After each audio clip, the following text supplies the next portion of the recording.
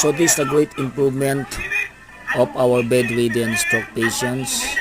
Makikita po natin na dati hindi po siya makatayo. So ngayon, mapapansin po natin, mapapanood po natin na siya po ay nakakatayo na at isa lang po ang umaalalay sa kanya. So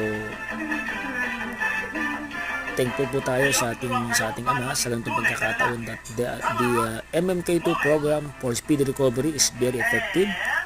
So ayan po, so scroll down po tayo sa ating sa kanyang mga oldest videos. So this is the latest videos na ating i-upload. So panoorin niyo po till the end, and palagi niyo pong i-subscribe, like, and share ang ating YouTube channel.